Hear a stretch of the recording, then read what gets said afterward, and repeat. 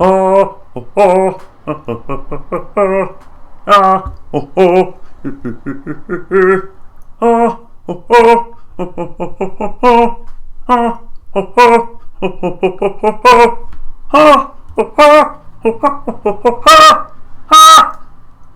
good God.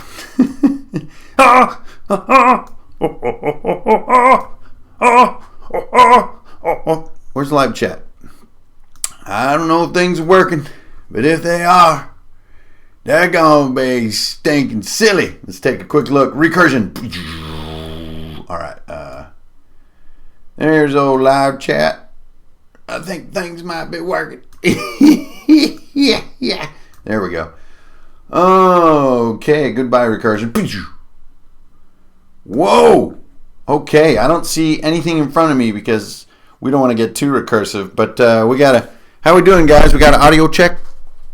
We got an audio check over there. Everything working? Let's clean up a little bit here.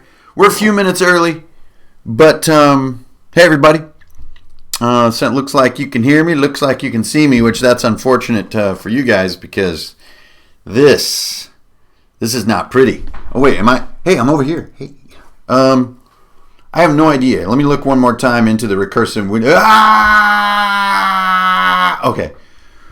Whew. All right, great. Hey, nice to see everybody. Welcome back. We're a couple minutes early, but that's okay because it's the internet's, and you know, time is a global phenomenon. Wow, everyone has time, right? Everyone's just sitting on time. So, what are we doing, and why are we doing it? Well, those are two very different questions. First of all, what are we doing? This is the, I've had a lot of pecking. Small birds, the way they eat, they peck. They peck at the food, and that is the same thing that's been happening to me concerning a little bit of a tutorial or a video or what you're actually going to get, which is just a morass of drawing tips, tricks, techniques, practice methods, and basically help me draw better. That's kind of the rallying cry that I wanted to answer. The thing that made me hesitate so much is like, I have no idea what I'm doing. It's very, it's known as the imposter syndrome. You know, it's where you're wondering, why would anyone think I'm good at this when you totally feel like you're not good at things. But before we get into all that, I do have this amazing ice cold silver bullet right here.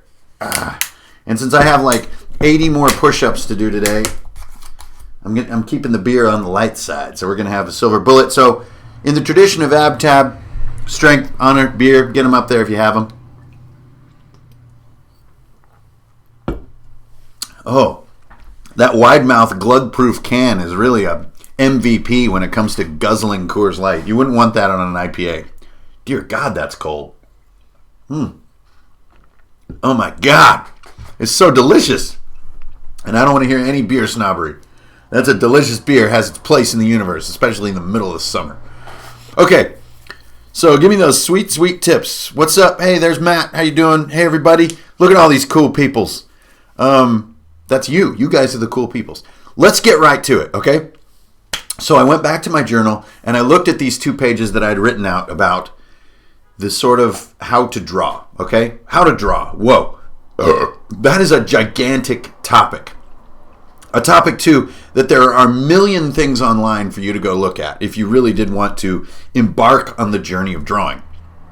But I'm going to assume that the viewers that are asking me specifically about a sort of a drawing how-to video or series of tips or methods, a bullet list of cool things, are interested in sort of my take on things. So I'm definitely not going to be showing you guys, at least not in this video, about how to do like concept painting, about how to do construction lines and perspective and lighting and composition. For one thing, I'm terrible at all those things. But more importantly, I wanted to bring you down to the Hanker and Furnail type level with how to improve your drawing. So I'm going to try not to sort of show you guys how to draw a style, like how to draw an art style. That's up to you. But we're going to start at the very beginning, at the true beginning, which is sort of like method and how you get better at whatever it is that you may be doing with art. So if you're painting, if you're drawing with pen, if you're drawing with pencil, whatever, I would like to think that some of these techniques I'm going to show you guys can help you improve on whatever you're working on. And that's almost one of my first tips is like, I do terrible when I imitate other artists. I always come up short and I get demoralized and it's no fun. So my first thing is like, be yourself. Go ahead and let your art style be whatever it may be. Improve it over time. And when you get better, you can start thinking about adapting to some other styles that you really like as a fan.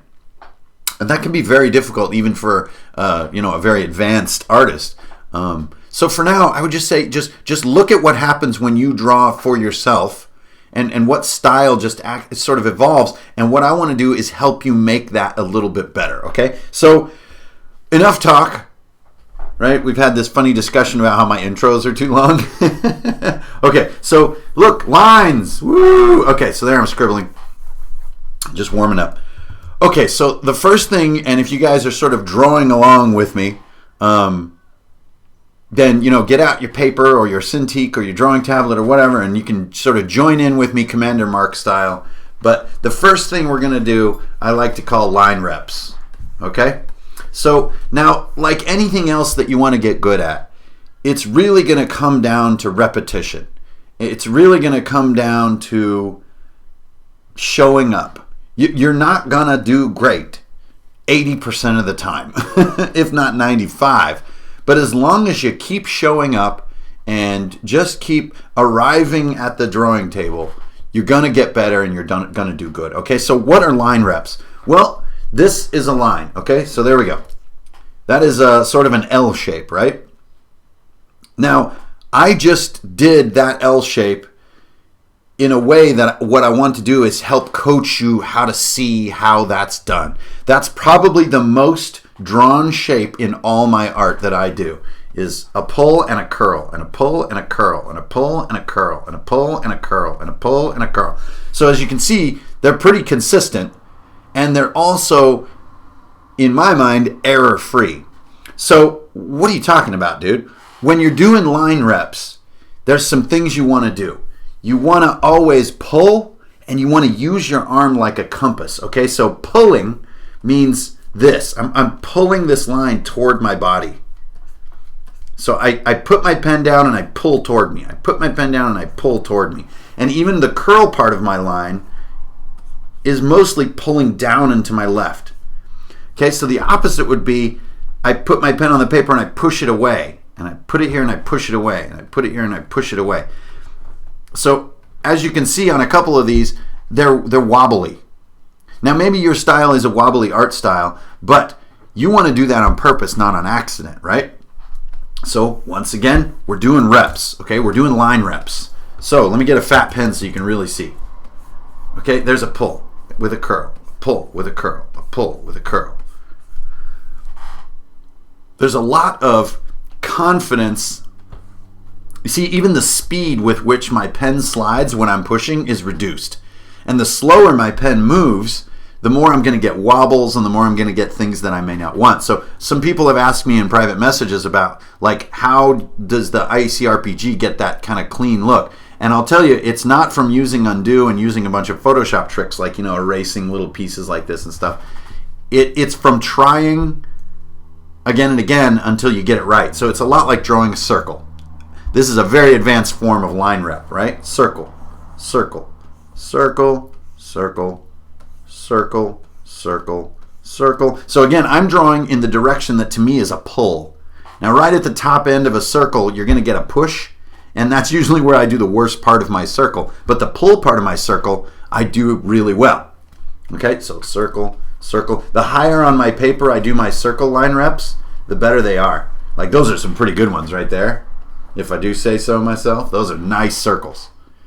The seam is tight, there's no wiggliness, it's a nice clean circle. If I fill it in, it's a beautiful little dot.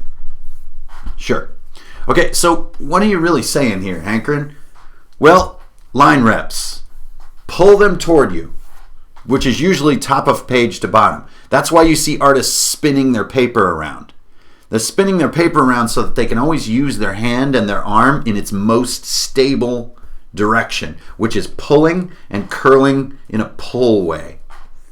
When you curl as a push or you go upward, it can be more difficult. So you'll see artists actually spin their paper upside down so they can continue to pull their lines. Okay? We're still going to stick with line reps. We're not even done with this topic yet. Next part of line reps is to do one line as one move. Okay, so I'll show you that one. Now this one may seem simple, but I see tons of people who never quite see this. Okay, so here's example one. I'm drawing a line for whatever reason, right? There you go. That's the Hanker and Furnail way. I just nailed it.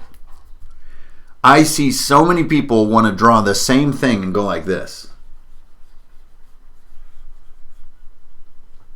You see that? Like they'll stutter their way down the line.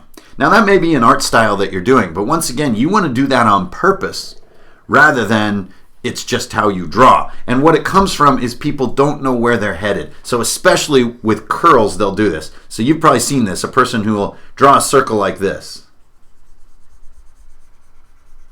Right? That little sawtooth method, especially like using a pencil, instead of doing it like this. Now, is one better than the other? No. But what I want to teach you is that if you have the confidence to just draw in a single move like that, then later, if you want to do it in little pieces, you can have the control to decide when your line will be smooth and when it will be stuttered. And having that control is when it is going to give you what you're wanting. You know, because let's face it, when you're doing art, if you get what you want, you get tons of positive feedback and you do more art. If you do your art and it looks crappy and you're frustrated with it, you tend to do it less. It's just Pavlovian training, right? You don't get the dopamine hit, so you don't practice and you don't get better. So what I would suggest is trying these confidence building skills, which, I mean, there it is right there. Draw those circles, man. And then draw little lines that without stuttering, see, even right there, I stuttered. I wasn't quite sure where I was going next. And there I did it again. There's a tiny little kink in the line. There's a tiny little kink down there. So when I'm in free space down here and I don't have anywhere to steer to, I don't have any kinks. Look how smooth these lines are. They're great. Okay, so this is another one that you can try as a line rep. Draw some scary looking diamond shapes. Oh gosh, they're so scary. They're boulders. I don't know. Now what you want to do is drive your little ink unicycle through the boulders like that. So what this will do is it'll train you to not be scared about hitting obstacles. Oh, see there, I got scared. My curve got all lame and lumpy. So maybe that one is a little harder to see. Let me reset. So draw your boulders and then drive your bicycle through the boulders. So I'll just do one line at a time. That's a good line. That's a good line. That's a good line. Even that came out pretty good. There you go. Now I'm trucking. Now I'm getting more and more confident with how to do this maneuver, and my line has better and better quality. You see that? And what it does is it just teaches me not to be afraid of worrying about where my line is going. This has nothing to do with drawing anything, with drawing people or machines or anything. We are nowhere near that stage. This is just completely, how do you get your arm to move in a smooth and controllable fashion? And the way you do it is repetition. See there, I got a little scared. And it's weird too, down here at the bottom, right here, is where I got scared. I wasn't quite sure how I wanted to round this boulder, and I got a lump in my curve. And just being aware of that feeling, that's how you're going to get this magic to start happening. Okay, so a more advanced version of it is make a hallway. There's a hallway. I drew that really confidently because I had nothing on my paper. Then I want to go, whoa, I slowed down right in there and my line got lumpy. There you go, that's better. So I know that this seems abstract, but really it's a metaphor for what you're going to feel when you're drawing something like a dwarf or a sword. you're going to reach a point where you're not quite sure where the line should go next. And if you hesitate while you're drawing, you're going to get that feeling of like, why don't my drawings ever look right? They always look wobbly and bent and weird. It's because you're not sure where you're going. Okay, so let's do a sword. Now, I've drawn a lot of swords in my day. So let's just do this little guy, this little guy. Now, there are two spots here where I just didn't know what I was doing, and it was right on the Fulson's groove. The Fulson's groove is the little indented part in the middle of a sword blade, right? I wasn't quite sure how big it was going to be or how straight I was going to do it, and I kind of lost confidence, and it got wobbly. So the blade, feeling pretty confident. This, even though it's not straight, I still feel confident, so it has that fun cartoony look. Okay, now I know, just be confident. Just do it. There you go. Now the lines on my Fulson's groove are really straight and they feel confident, even though little things are crisscrossing and whatever's going on. And now we can do some other stuff just to make it look cool. Put a little black in here. There you go. Now it's lit from above. Derp. It's got shine on there. Okay, there you go. So it's the knowing where you're going and not being afraid when you don't. So let's do something a little more complicated, okay? Like a face. All right, that's an egg, right? There's that. Got this, and then there's a little stuff going on here, and there's a little shadow under the nose, and he's kind of like, hey, guys. So can you guys see already where I kind of wasn't sure what I was doing? It's right down here on this bottom lip. There's a weird curve, and I know this is small, but this is the kind of thing that makes drawings look junky. Is a little curve that just doesn't seem to fit the rest of the curves. See, even that, I drew the silliest hairline imaginable, but I did it with a lot of confidence, and I feel like it looks fine. Whereas that bottom lip, I didn't quite know what kind of mouth I was drawing, and I kind of lost it. So, there you go. So see, now I'm just kind of doing things I've done a million times, so I'm real confident, and it comes out real fine. Okay? So, I hope that helps. This is line reps. Okay? So, you want to practice doing confident line work, right? And using pulling, and using speed, and using like a sort of a nice steady wrist rather than drawing with your fingers and moving a lot. You want to just make these nice smooth motions like you're cutting vegetables. Okay, so that's line reps.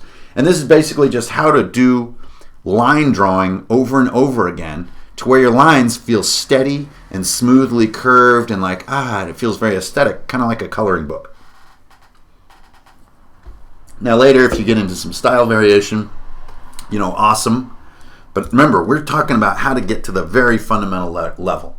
Okay, next one. We're going to do fill reps. And yeah, I see a bunch of chat going on over there, and that's really cool. Thanks everybody for participating and being vocal and everything. It's great to have you here. But I get really into this. I've obviously been doing this since I was a really little kid. And once I start drawing, I just sort of go into the zone. So it's not because I don't love you. It's because I show my love through drawings. Okay, so next we have got fill reps. Okay, to do fill reps, what I want you to do is draw curved, empty lines. So what that means is curve, bottom, curve, top. See that little piece? Sort of like a little meter on the side of like Tiger Woods' golf stroke. So let's do a bunch of these guys.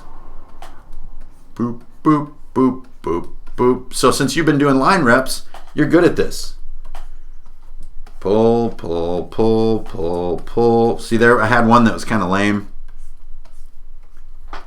Okay, so you can see, just based on this shape, some of these are better than others. And this is the kind of detail that will lead to good drawings versus weird looking ones, is when simple shapes are really clean. So anyway, what's a fill rep, Hankrin? Fill rep is basically when you have a space between some lines and you want to fill it in. Now, why would you do that? Well, we're going to get to that in a second. But to do the reps, what you're learning is how to quickly and smoothly fill in your work. Like this. There you go. See, I'm not even going to fill them in all the way. I'm just going to fill them in ways that feel fun. I don't know what I'm doing. What are you doing, Hank? I don't know, dude. This one doesn't even go to the bottom. It's just sort of cross. I don't know what that is. What you're going to do is you're just going to fill these in random ways, And once again, teach your mind not to be afraid to just do things. Is there lighting here? Is this some kind of... What are you doing? Nothing. You're just putting ink in spaces. Okay, so there, I just did fill reps. Which ones are good and which ones suck? Well, I like this one. I like this one. And I think I like this one the best. So he gets a gold star. And I really don't like sort of these 4. Why? I don't know. We're not thinking about why. We're just thinking about what do I like. Okay, so if that's my gold star, what did I do? Well, to do the reps, so we move on to our new piece of paper. I'm just using my tablet because I wanted to move through a lot of drawings fast, so I didn't want to be shuffling paper around and everything with you guys. Here we go. Line reps. Draw your macaroni.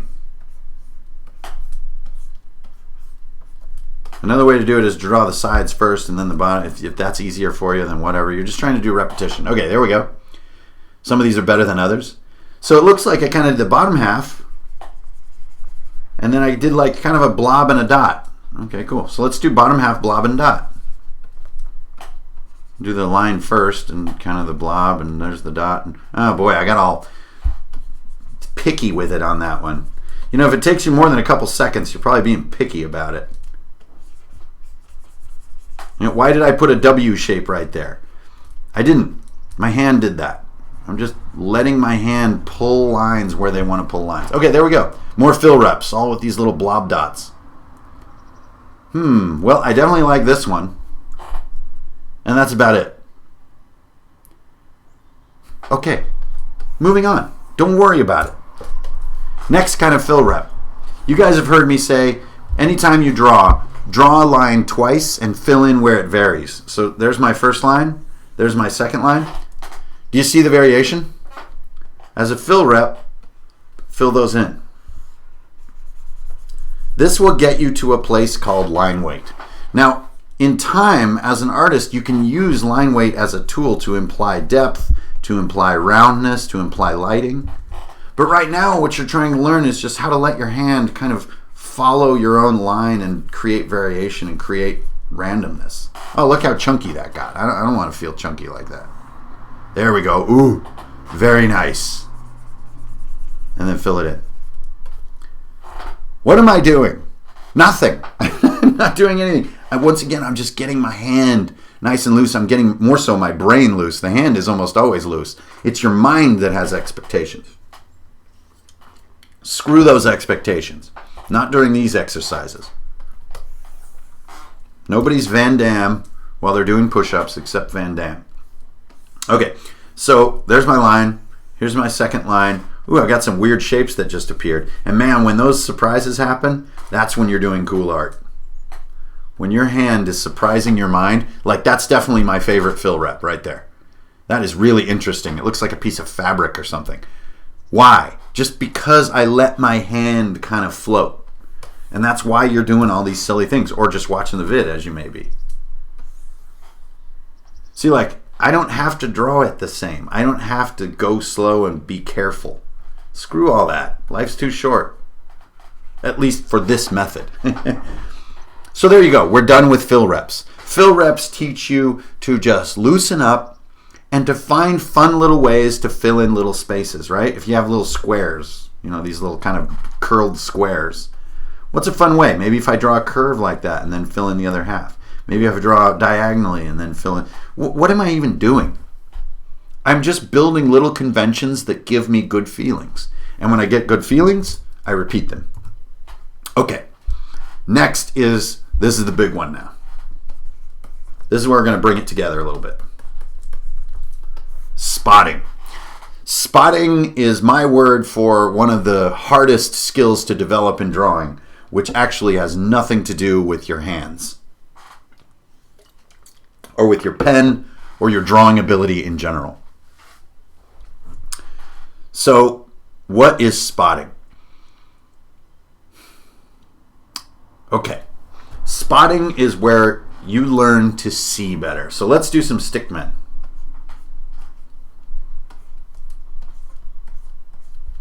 These are stick people. And again, I'm kind of drawing by pulling. And I'm also just trying to let my hands feel free.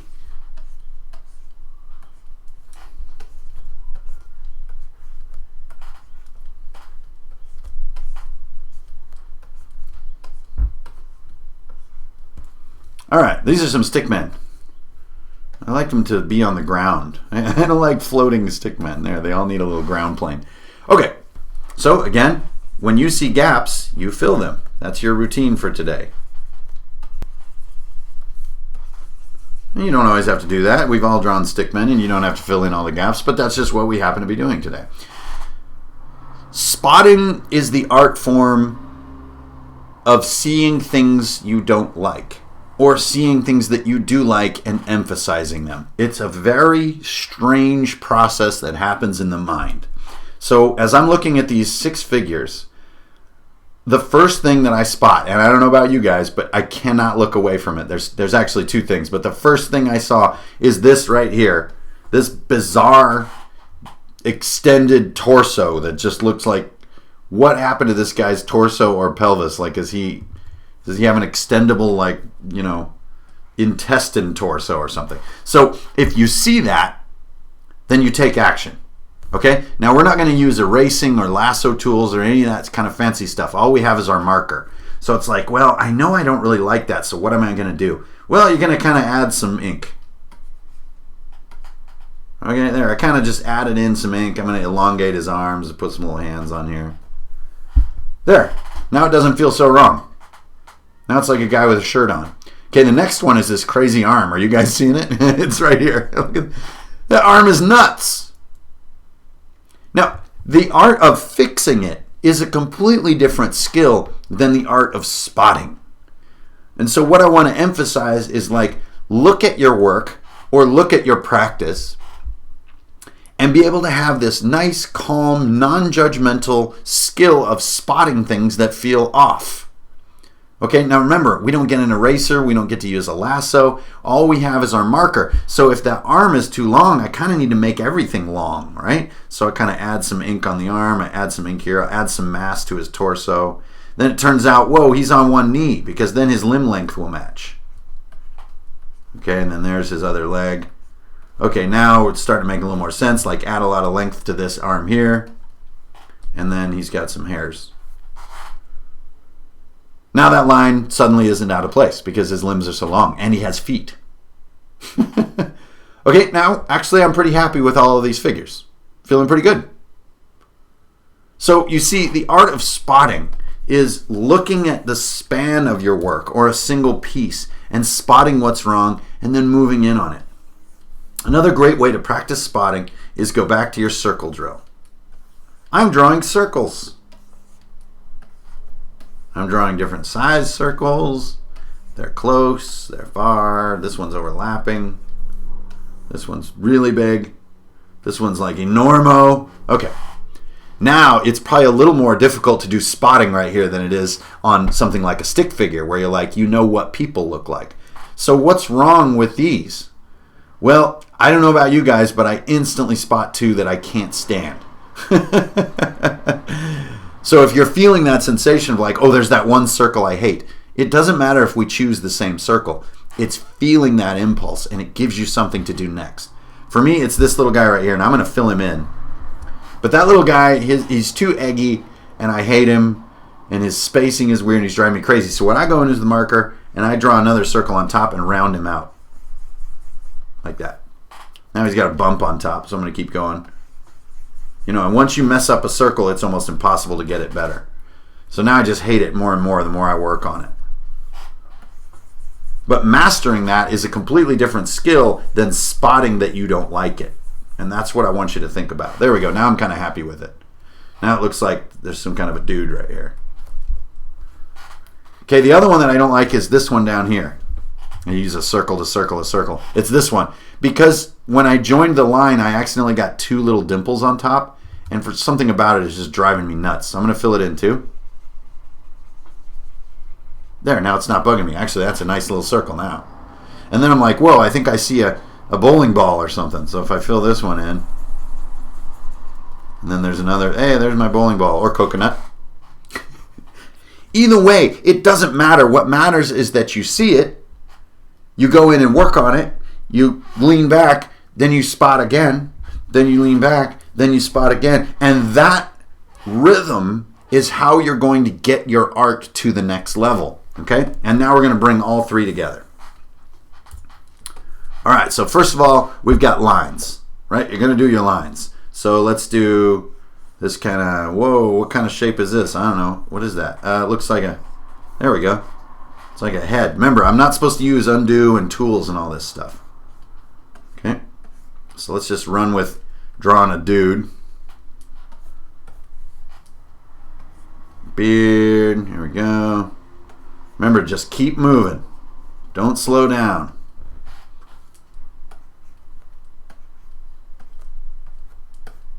Forehead. He's got some big old shoulders, right? And then he's got like a collar down here. He's kind of looking over one shoulder. Okay, great. Stopping. Now let's do the fills. All right, kind of remember, draw twice. Then fill in the variation, right? That's how you're going to do it. So see, like, whoa, Hank, you're drawing now. It's just like covered in extra lines, and it's a big mess. And I don't know what I'm doing. I'm just going to where I drew lines before, I'm drawing them again, and I'm going to fill in the variation.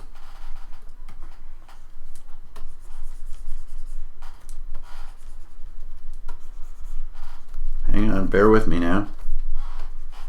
Bear with me, and if you log off, you're never going to know what's going to happen. Good Lord. Oh my God. It's just this a real treasure trove of YouTube content here. Okay, so I think that's all of my doubled lines filled in. Am I trying to do lighting on the character? No, I'm just trying to sort of, do stuff. So I know that those little things are missing. And then I'm just feeling like, I think I want to fill these in. There we go. You know what? And maybe he has a black beard too, because I'm already doing it too, by the way. I didn't even mention, but I'm already spotting. Spotting means I lean back for a microsecond. And another way that I've heard it described is to blur your eyes is another version of spotting. Which is I'm sure you guys have tried this. You literally lean back from your artwork and you squeeze your eyeballs with your eyelids and make your vision go blurry, and you'll see things that don't fit or that don't work. Are you right about what's working and what's not? That is a topic that will take you a lifetime to answer. The first part is to develop the skill and the confidence to feel like I can look at my art and find the errors. Based on preference, not based on art theory or on what's right or what's wrong. Just based on what you want. And it's strange, but we live in a world where even really honestly feeling what you want for yourself and inside your own head can be a difficult skill. So these are his eyebrows. And now I'm like, boy, I don't know if you guys feel it, but I lean back and I'm like, oh, his eyebrows kind of ate his eyes up. Huh, that's okay. Not worried about it. Because remember, I'm not using a bunch of advanced tools. If I was, I would kind of, do this kind of thing. Put little eyes in there, right? Yeah, it kind of makes me feel good. So I already was doing spotting like that whole time. And spotting is where, here's another one. There's a little piece of ink missing. I got that. There's something weird about his beard down here, so let's add some ink there. This doesn't feel like hair, so add a couple lines down here to make it feel like hair. If you see those brush options popping up, that's just because my fingers are clumsy. See, so there I was doing it. I was just adding little bits of ink to make hair feel like hair without even, telling you guys what I was doing because I'm just so used to doing it. Also, I don't know if you guys feel it, but his one shoulder, it's like too high on his ear. But maybe it's only because this one's too low. So I'll just bring this shoulder up. He's got like a sort of a hood or a backpack. And now I'm like, whoa, what? Okay, let's just keep going until I feel better. Okay, there we go. That's a little better. I hide the problem with tons of ink. Tons of ink over here. Just kind of hide the problem. Hey, there we go. Now it's like he's got a hoodie on. So I'll drive the hoodie concept home by drawing more lines and filling their variation. And there we go. Now, for some reason, this is a real moment of spotting. Oh, I hate these. These lines are wrong, so spotting. There we go. Now I feel like they're better. There's something missing right down here, so it needs a little stitch. There you go, a little stitch in his garment. And I think I'm about ready to stop. Yeah, so anyways, I know there's a lot of stuff going on in the chat, but I'm just trying not to look at it. So there you go. So we did much more than spotting on that drill, so we can get rid of that title up there. We just did line work, we filled our line work, and then we were spotting on the line work to be like, what don't I like? Now, of course, there's a bunch of other stuff going on here, right? You know, it's kind of like, well, you just took me from 0 to 60 on drawing, right? But you guys saw the whole process. Anyone can draw this. Anyone can stick ears on there. Anyone knows that there's like some eye things going on right here. And that there are eyebrows here. Like, anyone can do this stuff. Anyone can draw a nose like this. Let's not do a beard this time. Let's just do it. There we go. Here's a guy. Anyone can draw at this level. The reason that it maybe feels like, hey, that's a pretty good drawing, is because how smooth it all is. It looks refined. It looks okay. It doesn't look sort of botched. So it isn't the complexity and the amazingness of what you draw, in my opinion. That's often what makes drawings fun. It's the spirit. It's how loose you are. And this is why kids, even though they draw such messed up stuff, it's often so pleasant to look at, is that you feel this sense of confidence and spirit in the drawing. So you can see, yeah, it's kind of the same character. You know, it's kind of the same character without his beard and without his hair and everything. But that's because I haven't done my second pass of lines. I haven't really spotted on him yet. So let's take it another place. Because I want to drive these lessons home as strong as I can. So let's get back to the sword. The sword can be challenging because of straight lines. So remember your lessons. Pull. Always pull. So pull, pull, pull, pull. I have to lean over all weird so I can pull there. Pull. Ugh. Oh, darn it. I messed up.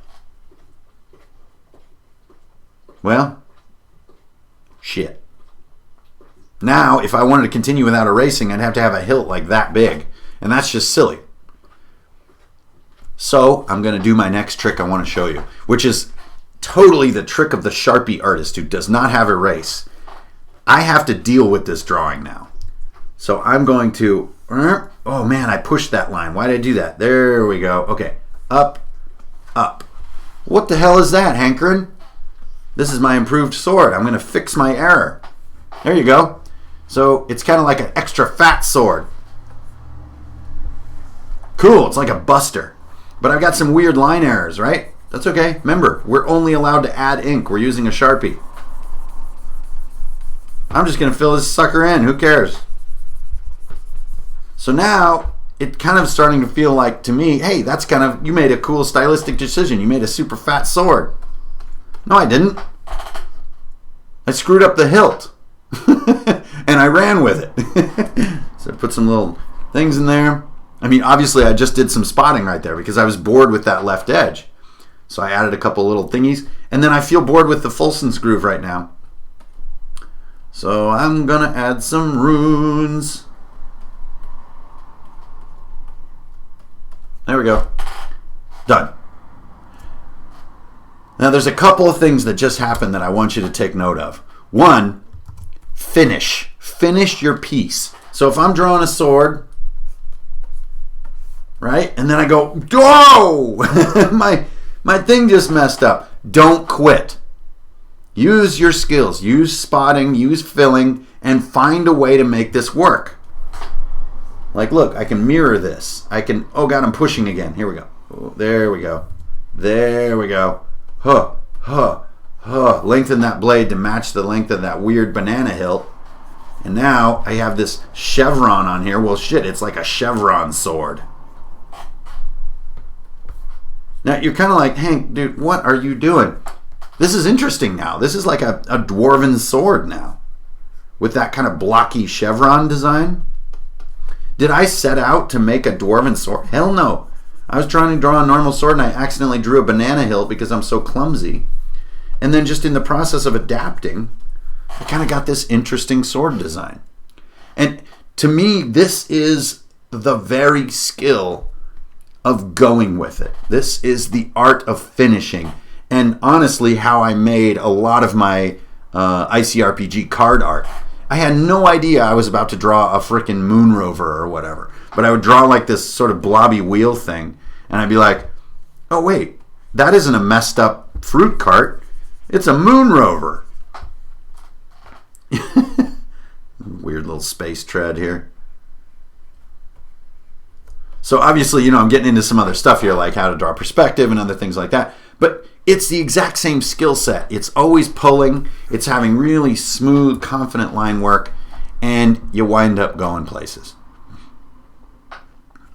So I guess on the tone of finishing it, there's my one last piece, my final tip today for this set of tips, so you guys can practice before we do the whole like art class thing again, is maybe the most important thing of all to make all this worth doing. Be a fan. A lot of artists and people who are working on becoming artists become very, very frustrated. They put tons of work and tons of hours into refining technique, studying others, and just basically working on their skill to where they feel satisfied. If the thing you're a fan of is being an awesome artist, you will probably find yourself infinitely frustrated. Because there are artists out there, lots of them, who are so stinking brilliant and prolific, you just won't catch up. You just won't. I've been doing this my entire life, and I've never gotten to where I quote-unquote want to be. But there's hope. If you're a fan of something, you can contribute to that something without being the ultimate artist. And this involves a lot of honesty with yourself. What are you really a fan of? Are you a fan of Ultraman? Do you like Godzilla? Are you a fan of, like me, big fan of like, cheeky fantasy? Are you a fan of Ozzy Osbourne?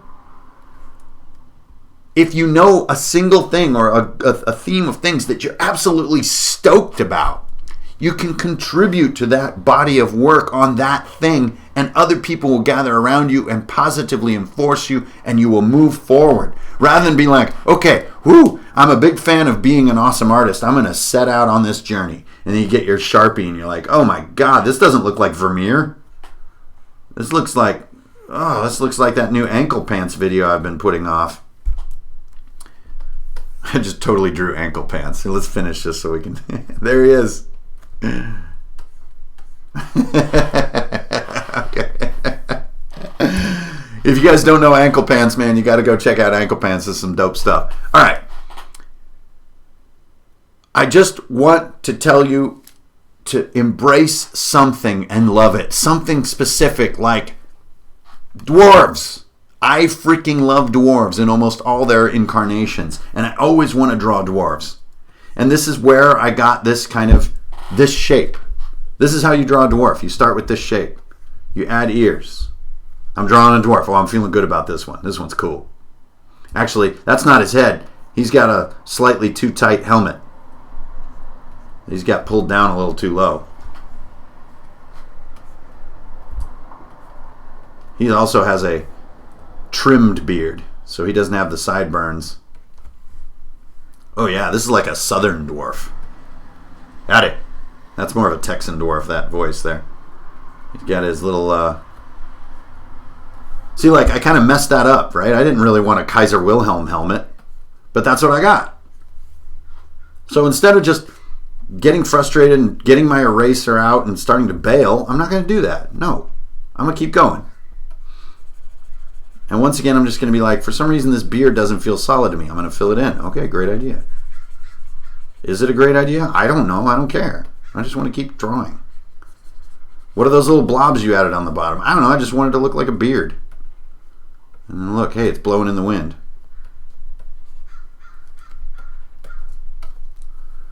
Cool. This is kind of like a Corsair dwarf. And then, they always have these kind of high shoulders, and then this particular one has a kind of a collared coat. And what are you doing? I don't know, dude. I just draw pairs of lines and I fill in the variation, and then I look for things that make me mad. So you can see how I just kind of start getting into it. Yeah, and there's like a mango stuck on the top there. The mango of realization. So that's mostly what I wanted to get into today with the drawing course, is line reps, fill reps, spotting things that bug you, then going in, finishing what you start, and most importantly, being a fan of a topic so that you have something to do. So you have a place to go, a thing to contribute to, rather than, I will be happy the day I become a brilliant artist. Oh man, that is so far away, no matter how long you've been doing art. I don't care who you are. The day that you're going to be brilliant is still far away. Okay, so for one final little tidbit, let's bring it on back and think about something that you can apply to being a dungeon master, right? That is the thrust of this channel. You know, that is why I'm on the internet, is to think about being a dungeon master. And often I'm kind of in this mindset of like how to do it better, right? A very prescriptive, professorial tone that I take with everyone. But you guys know me. Some of my stuff is cool. Some of my stuff is awful. Sometimes I feel great about my work. Sometimes I'm just like, good Lord. You know, sometimes I can't get a game together that I like, or the players aren't who I thought they would be, and all these things. And other times it's totally harmonic, right? But we all know that as a dungeon master, it's really handy to have at least a little bit of art skill. And especially in one area where your players may not ever even see what you do. And that is the art of making notes for designing gameplay. So you guys have seen a bunch of my work, a bunch of my journals and all that stuff. And there's nothing that you do more as a DM than try to doodle out encounters. And if they look awful, it will discourage you. So, I want to give you a couple little tips about how you can use what we just talked about to make your journal look a little cooler. Okay, so I'm going to shrink my pen down like this. So see, now it's much more of a thin line, more like a ballpoint pen, or maybe a fine tip Sharpie or a felt point that you're using, a micron or whatever. And have you guys ever noticed that in a lot of my drawings in my journal, everything is at that angle? Why the hell are your maps drawn at an angle like that, dude? Well, it's because generally I'm lazy about rotating my book, and that is the strongest angle that I can pull lines. Pulling a line like this is not easy. You see that wiggly, lame line? But I can really, I've been doing this for decades, where I can pull a really nice diagonal line. I'm very happy with that. That's a cool line. It even has a little blob at the end where my motion stopped. Like, those are nice little lines. So, that's what I recommend. Use this pulling skill to draw your encounter. What the hell were you just drawing? A rectangle? Let's face it, we all think in rectangles when it comes to encounters, right? So boop, boop, boop, boop. I'm kind of pushing. That's okay, I can push a short line and still get away with it. There, now I got to get my arm all weird. There, nice. Okay, then there's a wiggly. Ooh, what's going on here? I don't know. I have no idea, by the way, what I'm designing. I'm just drawing things. Doot, doot, doot. This feels like it should go doot, doot, doot. Ooh, I pushed that. You see how lame that line is? I pushed it. It looks like a leg or something instead of a hallway. Okay, those are nice. I pulled those, and I can pull these too. So I'll do a nice rectangle, and I'll close it off. Pull your arrows when you draw them. Yeah. See, even if you get your arm at a weird enough angle, you can pull in an upward. You can, yeah, like that. Okay, now we got something. What the hell are you designing, Hankerin? I have no idea, and this is what I want to show you guys. Have you guys seen when Fistful of Dice creates a dungeon by throwing a set of 7 polyhedrals on a piece of paper and then sort of tracing them out and finding the shape? It's a very similar spirit. I think it's called the As They Fall dungeon design, or Dice as They... I can't remember. Anyways, it's a very similar mindset, which is just like, you don't need to sit down at a piece of paper and have this massive epiphany and all the wonderful detail comes streaming out. No, you're a normal person like me. You need to start somewhere because you're stumped already. You've run like 20 games in the last 5 weeks. You're completely freaked out, but you're enthusiastic and you need to design a dungeon. Well, I just did. So now, what are the tips? First of all, pull those lines. So what's our second one? Fill, right? So what I'm going to do is I'm going to draw the exact same little dungeon again. And I'm going to let my hand not draw the same stinking lines. You see what I'm doing? Ooh, that got a little wacky there. That's okay. I'm drawing the same shapes a little faster with a little less care because now I have the guides to sort of set me straight. Okay, there we go. I just drew it twice. Now you fill in the variance. Now for the sake of time, I'll get a little bigger pen here. But so much of my time in my journal is spent doing this. Why? Why hankering? What is this going to add to your tabletop session? I'll tell you what, and this is what a lot of people have told me, is like, man, I wish my journal looked cool like yours. If your journal and your notes look cool, you will be more excited to run your game. And if you're more excited to run your game, you will run a better game. That's why you're going to put a little bit more effort into the art that only you will ever see. You are not going to show your players this map. This is strictly for you to design the gameplay and narrate what's happening to the players. Okay, so I'm just filling in the variance between the two lines in case anybody's wondering what the frick I'm doing. Fill reps. So I just look for the gaps and I just fill them in. Try not to get too sloppy, but a little bit of slop is fine. I mean, what am I going to get sued? Come on, no, it's going to be fine. There we go. On up, man, that Coors Light is really, I love the size that they give it to you too. It's a nice big bottle because you need like 4 gallons of Coors Light to get any beneficial effects. Hey, there, I'm done. So it's like, holy man, that looks way cooler than a single line drawing, doesn't it? I mean, I think it does. So let me add a little exit down here and fill it in. Add a little entrance down here, fill it in. They're just rectangles. Everyone can draw this stuff. Now what? Well, what are the classics? Oh yeah, little stairs. Let's do little stairs. Doot, doot, doot, doot, doot, doot, doot, doot. Like that. There you go. That's stairs down. So you decrease the size of your little line to indicate downness.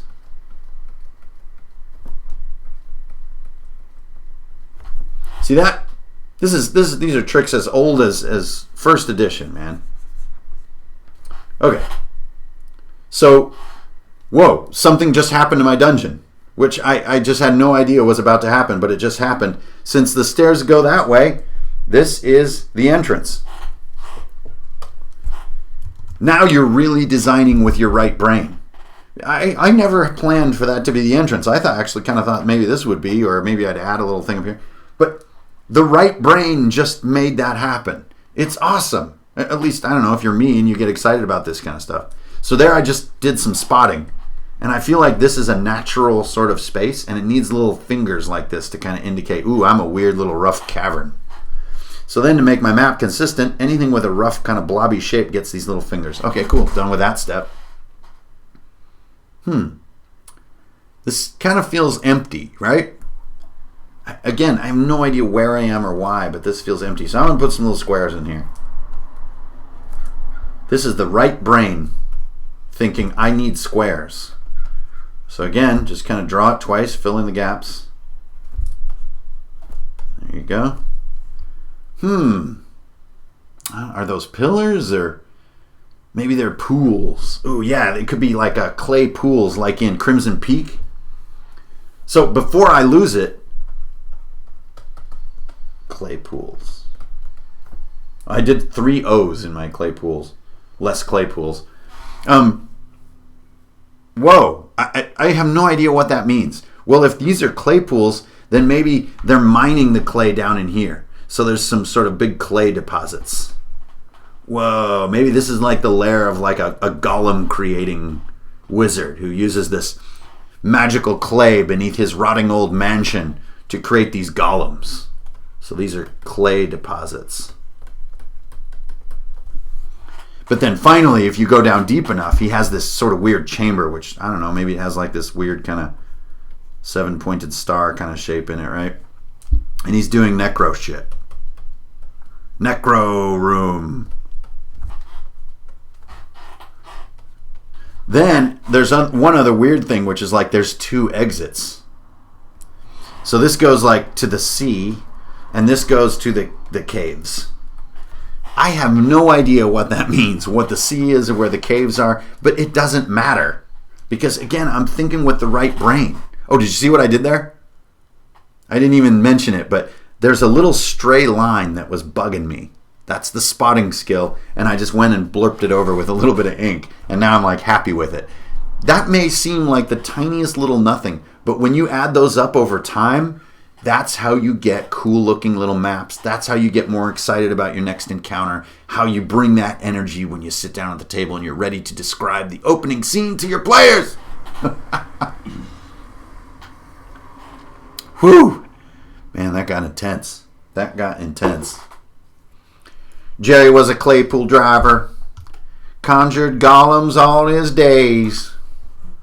But then he made a golem that was lawful good, and it hit him and knocked him into a haze. Oh, yeah.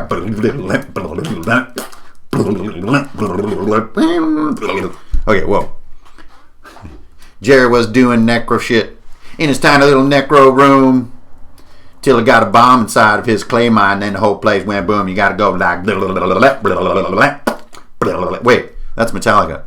Anyway, so that's how we do it. Now, another thing that you'll see quite often is, especially in more complex dungeon drawings, is cross-hatching, right?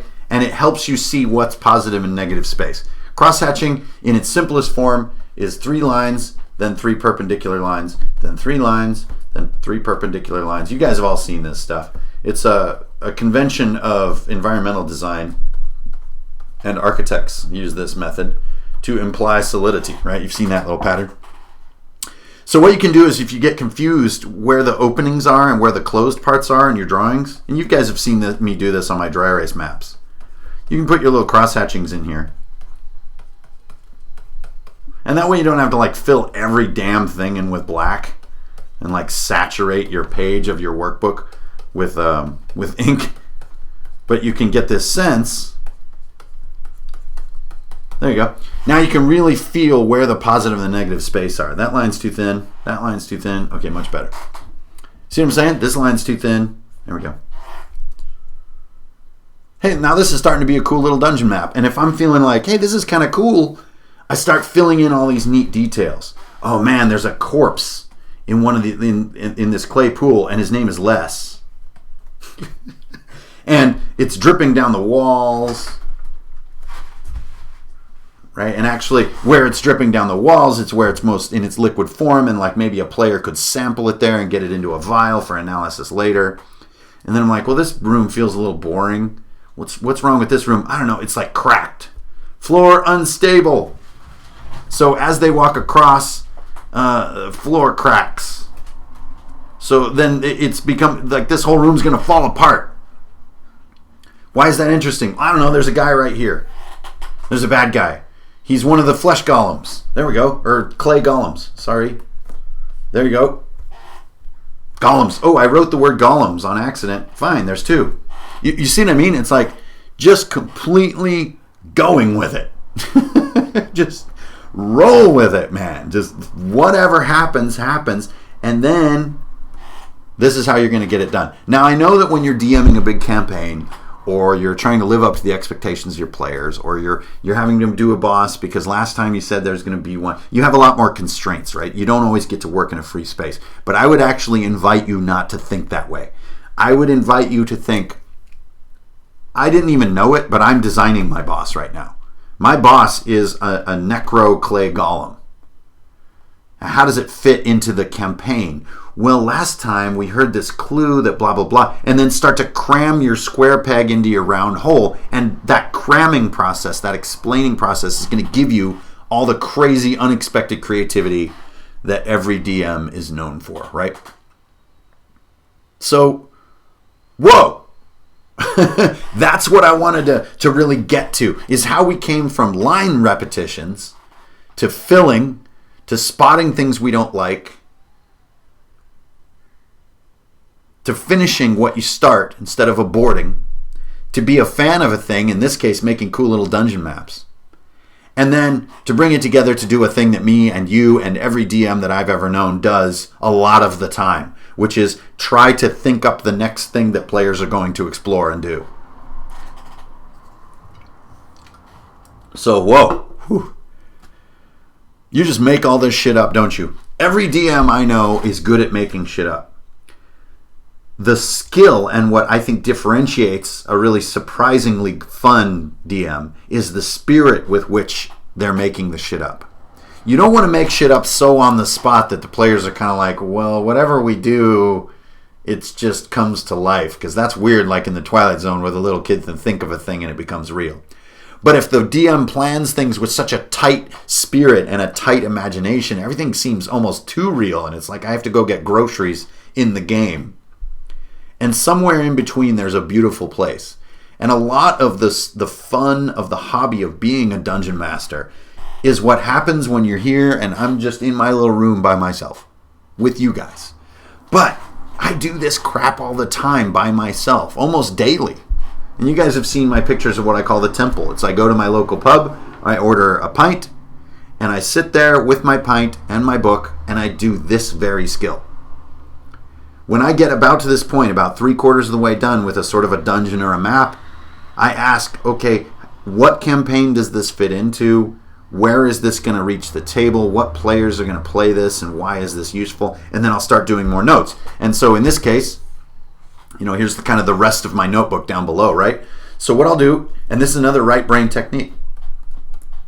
What are those? Those are 5 dots. For each dot that I just drew, I have to come up with a factoid about this place. All right, well, the clay is toxic. I don't know what that means yet, but maybe I'll figure it out later. Then just kind of running with this theme from Crimson Peak. His sister is psycho. Now, I'm just going to take one that I got earlier and put it down here. Floor, unstable. And remember in House of Wax at the end where the whole thing melts? I loved that. So I'm just going to say about to melt. Like I love to imagine this whole place is like sagging. And as the activity of the heroes continues, especially if like some fireballs or something go off, the whole place is like sagging inward and melting. I know clay doesn't melt, but who cares? Finally, what else do I have here? I'm not sure. See this moment? I'm out of ideas. That's okay. Put question marks. Come back to it another time. But at least you wrote something for the dot. That's what matters. Even a question mark counts. They can, a player could fill that mystery in. Hey, there you go. There's my idea. Player detail. That means during the session, somebody's going to ask something or say something they think about this space, and you're going to instantly make it, you're going to canonize it, right? But if you write it down, you can do that with confidence. Well, there I just did another little repair without thinking about it. Okay, and then boom, we're on our way to a cool page in our journal. So, holy shitballs, there I think we just arrived. Okay, it's just from habits and techniques that are going to help you improve your drawing all the way down to something that's going to help you improve how you respond to your own journal and how much it inspires you later. So this is sort of I'm implying the page, if you will. The clay pits. This is easily a night of gameplay for my group. Okay, and then, you're always going to want to do oh, sure, it's DC 12, isn't everything? And then, I usually draw a little triangle, and it means the timer. And this means melting.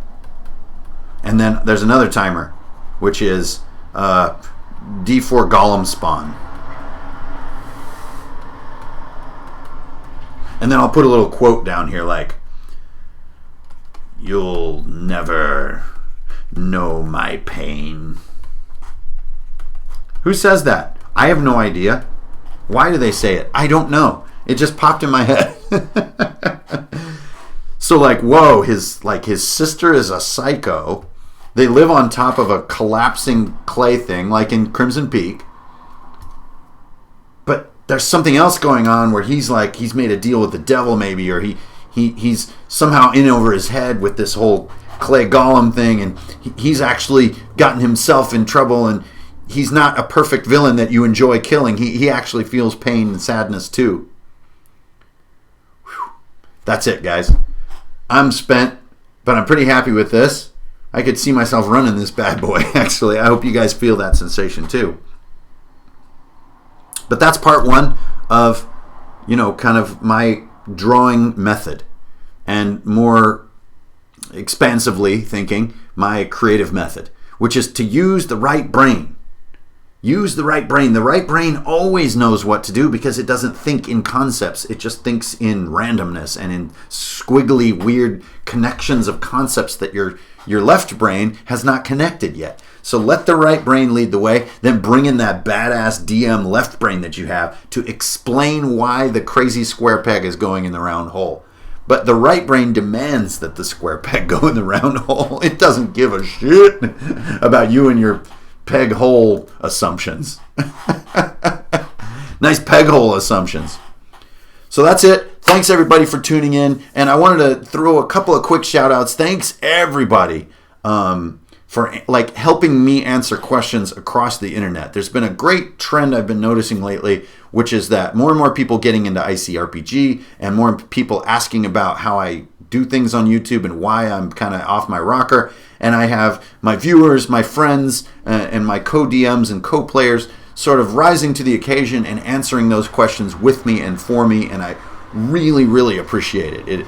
It's a fantastic way to expand this communication tool that is Runehammer and Drunkards and Dragons. So thanks everybody, and you know who you are on that front. So I don't need to name all the different names. I'm really excited. I got a bunch of new projects that I get to launch into because I am past AtCon. I got the Viking Death Squat documented, so I can put all that away finally and move on to the next chapter. So it's a great time to do that. Midsummer is a beautiful time to be creative and to sit outside and to let the right brain be demanding and ask for new things. And every year I want something that I didn't want last year. It never fails. Always hungry for more insanity.